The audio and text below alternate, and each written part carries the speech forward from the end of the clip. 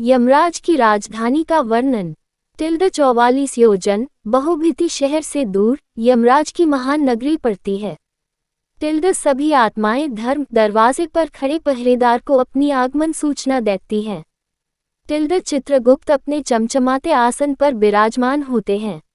सब कुछ मालूम होते हुए भी वह सरावंश ये ब्राह्म पुत्र है जो पूरे विश्व में चक्कर लगाते रहते हैं और दूर से ही मनुष्य चाहे किसी भी संसार में हो उसके सारे कर्मों का ब्यौरा सूची तैयार करते रहते हैं। इनकी पत्नियां श्राविनिस मनुष्य की इच्छाओं और कल्पनाओं की सूची तैयार करती हैं। इस तरह मनुष्य के सब अच्छे बुरे कर्मों की सूची तैयार होती है और यह जानकारी चित्रगुप्त के पास जाती है। टिप्पणी। प्राचीन काल में बायोचिप का ज्ञान न होने के कारण ऐसा उल्लेख करके मनुष्य को एक भ्रम में रखा गया है। अब हम ये कह सकते हैं कि बायोचिप सूक्ष्म आत्मा के साथ जुड़ी रहती है और जिसमें से पूरी जानकारी लेने के लिए केवल यमराज ही सक्षम है। उस जानकारी के आधार पर पुनर्जन्म होता है। जिन आत्माओं के अच्छे कर्म होते हैं उन्हें स्वर्ग की ओर भेजा जाता है। चित्रगुप्त द्वारा सूचित की हुई पाप आत्माओं को यमराज अपना भयानक रूप बहुत बड़े भेन से पर विराजमान 32 हाथों में जो कि 3 योजन लंबे हैं उनमें हथियार धारण किए हुए और कुओं की भांति लाल आंखें एक लंबा नाक दर्शाते हुए अपने दूतों को उन्हें नरक में ले जाने को कहते हैं। 21 महान भयानक नरकों में उनको यातनाएं दी जाती हैं। इस तरह अनेक यातनाएं सहन कर मनुष्य शुद्ध आत्मा के साथ फिर दूसरा जन्म लेता है। इस नगरी के बीचों बीच यमराज का चमचमाता भव्य भवन स्थित है। ये 200 योजन लंबा और 50 योजन ऊंचा है। इसके अंदर अलौकिक सभा कक्ष है। वहां पर उपस्थित सभी अपनी ही रोशनी से जगमगाते हैं। इस भवन में पहुंचने के लिए 4 द्वार हैं। भव्य आसन के ऊपर छत के नीचे एक बड़े ताज से सुशोभित यमराज विराजमान होते हैं। उनकी हाजिरी में हाथ में फंदा लिए मृत्यु चित्रगुप्त कर्मों का प्रसन्न करने के लिए तथा अनेक कर्मचारी आज्ञा का पालन करने के लिए उपस्थित रहते हैं। पापकर्मी जो दक्षिण द्वार से जाते हैं वह इस भवन को नहीं देख सकते। पूर्वी द्वार।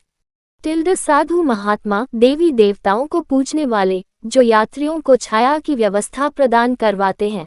क्रोध और लालच से वंचित माता पिता की सेवा करने वाले गौ तिल धरती का टुकड़ा आदि का दान धार्मिक ग्रंथों का मनन अथवा सुनना शुद्ध वृत्ति वालों की आत्माएं इस भवन में प्रवेश कर पाती हैं। उत्तर द्वार।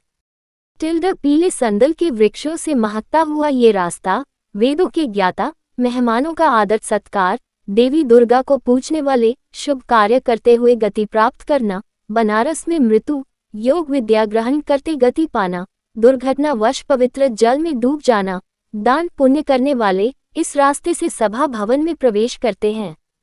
पश्चिम द्वार।